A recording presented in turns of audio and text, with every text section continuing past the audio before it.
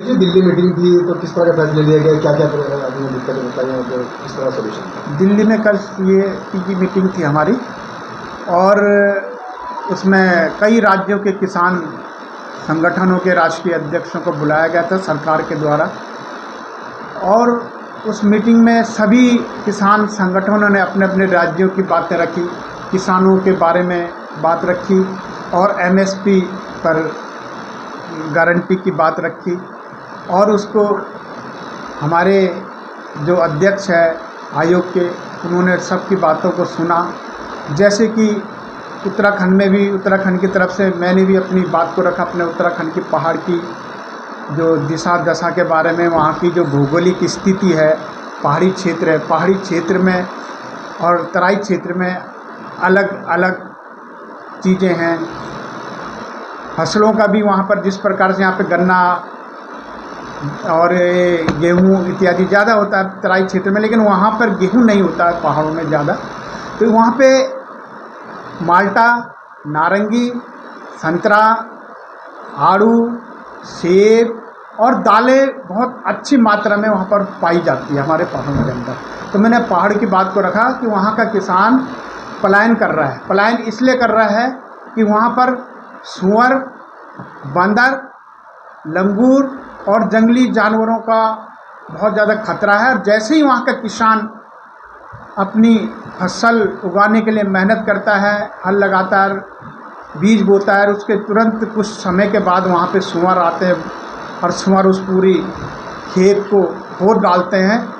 और उसके बाद वहाँ का किसान बेचारा मायूस हो जाता है क्योंकि इतनी मेहनत करता है तो उसको कुछ नहीं मिलता। तो मैंने आयोग अध्यक्ष जी से मैंने वार्ता की और मैंने कहा कि यहाँ के जो उत्तराखंड के किसानों को अलग से पैकेज दिया जाए, आर्थिक पैकेज।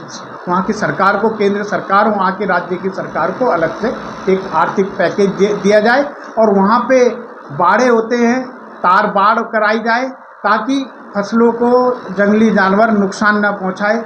इसी बात को हमारे उत्तर प्रदेश के किसानों ने, हमारे धर्मेंद्र मलिक जी ने उस बात को भी उठाया मेरी तरफ से कि भाई अब उत्तराखंड में होगा तो हमारे उत्तर प्रदेश को भी ये सुविधाएँ होनी चाहिए।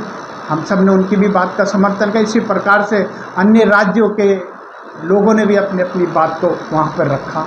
और आज हम यहाँ से अपने पहाड़ की तरफ वापस लौट रहे थे तो हमारे रास्ते में हमारे भाई, हमारे जो किसान लीडर हैं बड़े देश के, शाह आलम भाई, ये इनका कार्यालय है। तो यहाँ पे जाते समय हम लोगों ने आपसे भेंट की और आप मीडिया के लोगों से, आप लोगों से भी हमने सोचा कि दो बातें कर ली जाए। आयोग ने कहाँ के किसानों को बुलाया था? और बुलाया तो काफ़ी करीब 12-13 प्रदेश के किसान, राज्यों के किसान वहाँ पर आए थे और उन्होंने सब ने अपनी अपनी बातों को रखा। और अलग अलग विभिन्न समस्याएं थी, जैसे पहाड़ों की अलग थी, तराई के अलग थी, प्लेन के अलग थी, गुजरात के थे, महाराष्ट्र के किसान थे, तमिलनाडु के किसान लीडर थे, उत्तर प्रदेश के भी थे। सभी किसान संगठनों के बड़े जो राष्ट्रीय अध्यक्ष लीडर वहाँ पे मौजूद रहे और सब ने अपनी अपनी बातों को। पंजाब के किसानों को दूर रखा गया है।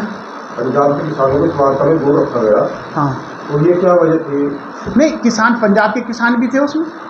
जो कल की जो मीटिंग हुई उसमें पंजाब के किसान में नाम नहीं याद आ रहा है, वो थे वहाँ। उन्होंने भी अपनी पंजाब की तरफ से अपनी बात को रखा। तो संतुष्ट थे आप उनके जो? नहीं, देखो, संतुष्ट तो हम लोग तब हो पाएंगे जब वो हमारा जो हमने प्रस्ताव रखा है उन पर अमल करेंगे, वो विचार करेंगे। यदि वो उनको एमएसपी देंगे, हमारे उत्तराखंड के किसानों को तार बाड़ जो लगाई जाए, वहाँ पे उनकी सुरक्षा की जाए, वहाँ की फसलों की। जैसे कि हिमाचल के अंदर सेब जब होता है तो सेब में जो फूल लगता है, वो फूल क्या होता है कि ओलावृष्टि, अतिवृष्टि होने से वो फूल ख़त्म हो जाता है और उसके बाद उसकी फसल नष्ट हो जाती है सेब की। जो हमें हिमाचल, हमारे प्रदेश के बगल में है उत्तराखंड के, तो हिमाचल और जौनसार जो क्षेत्र है वो सारा क्षेत्र जुड़ा, वो सारा सेब की खेती वहाँ से होती है। पूरे देश को वहाँ से सेब सप्लाई होता है उस राज्य से। तो उनकी कई बार फसल नष्ट हो जाती है अति ओलावृष्टि होने के कारण। तो उस बात को भी मैंने माननीय अध्यक्ष जी के सामने रखा है। उन्होंने कहा है, आश्वासन दिया है कि आपकी बात को हम वहाँ पे पहुँचाएँगे और आपका बहुत अच्छा सुझाव है, इस पर हम विचार करेंगे। धन्यवाद।